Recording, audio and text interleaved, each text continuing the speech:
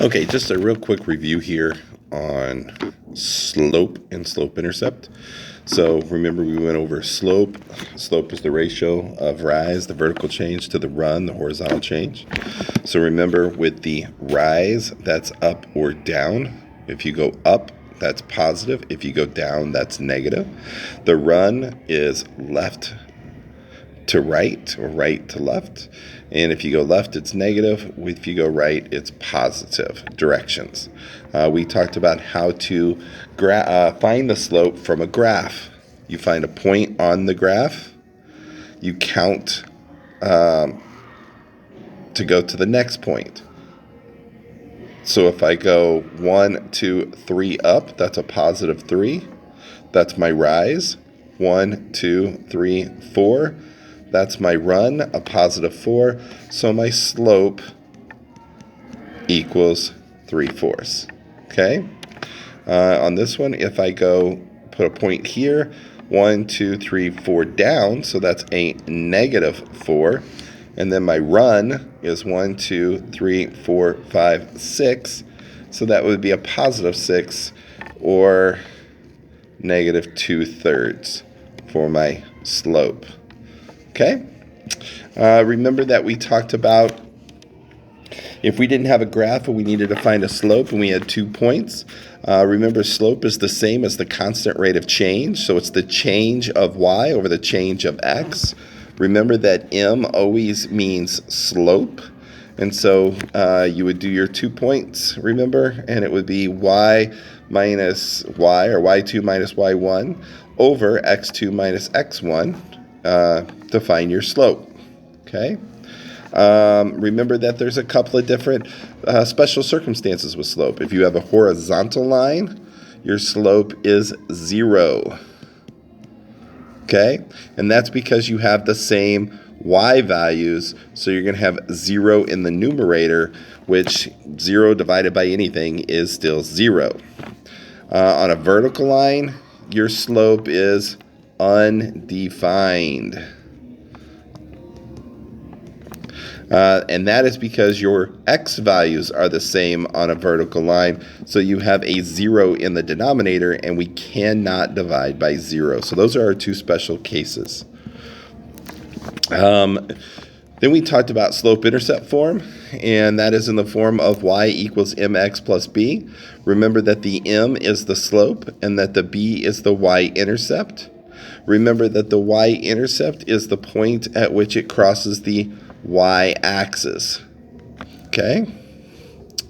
Then we talked about how to graph. In this case, we have negative 2/3 x plus 3, and we need to graph this. Well, the slope is negative 2/3, and the y-intercept is 3. So we go to the y-axis. Here's 0, 0 right here. So we go up to 3. 1, 2, 3. We put our point. And we know our slope is negative 2/3. So down would be negative 2. And then to the right would be positive 3. And then we would put our point. And then we would draw our line through those 2 points. So that's how to graph when you know the slope and the y-intercept. Then I wanted to take a second and just kind of go through a little bit about the coordinate plane. We've already done this.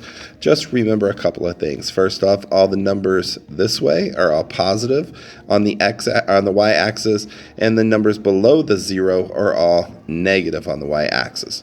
Remember that all of the numbers to the right of the x-axis is positive, and the numbers to the left of the x-axis are all negative. Okay? Remember that on a coordinate plane, we do coordinates, and we graph ordered pairs, and they are x, y, written like so. So if I have 4, negative 5, for example, 4 is my x, so I would go on the x-axis, go over to 4, and then go down my y-axis to negative 5, and I would put in a dot right here. That would be 4, negative 5. Okay? Don't forget your x-axis is always your horizontal, and your y-axis is always your vertical. Okay? So just a few things. When you are graphing, make sure that if you end up with some points like one here, and one over here, well, that doesn't make a straight line. So therefore, that's not correct. One of the 3 points would have to be wrong. Okay? You want to make sure that it's making a straight line. And don't just graph a couple of them and have 1 point over here and you just don't include it into the line. That doesn't work either. Okay? All right. One last thing. Remember that when you're graphing, you want to graph as y equals mx plus b. M is your slope, and this is the b is your y-intercept. A little messy, but there you go. So if you have a problem like 2x plus 3y equals 6, for example, you have to get it into the form of y equals mx plus b. So you need to subtract the 2x. 2x minus 2x is 0. That leaves you with 3y equals 6 and minus 2x are not like terms. The 6 does not have a variable, so it's simply just be negative 2x plus 6. Then we would divide everything by 3. 3 divided by 3 is 1, so that's just y. Negative 2 divided by 3 we would leave as negative 2 over 3x. And then 6 divided by 3 would be 2. So my y-intercept would be 2, and my slope would be negative 2/3. Okay?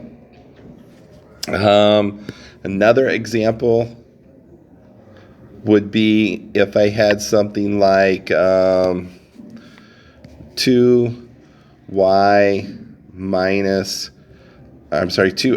minus y equals 3. Okay? Again, I would subtract the 2x. That gives me negative y equals negative 2x plus 3. Remember, there's that invisible 1. And I would get rid of that negative 1 just like I would any other number. I would have to divide everything by negative 1, and that would give me y equals positive 2x minus 3. Okay? So just a couple of things. Last example, if I have 3x plus 5y plus 6 equals 2, the first thing I want to do is get rid of this 6 by opposite operations. Now I would have 3x plus 5y equals negative 4, and then I do just like the others. Subtract the 3x. That would be 5y equals negative 3x minus 4, and then divide everything by 5, and that would give me y equals negative 3/5 x minus 4/5. Negative 3/5 would be my slope, negative 4/5 would be my y-intercept. Okay? So just a few things to look at. Also, real quickly, if you have something like y equals 3 times 4 plus x, for example, don't forget that's distribution. So that'd be y equals 12 plus 3x, or y equals 3x plus 12. Okay? So hopefully this will help you out. Have a good day.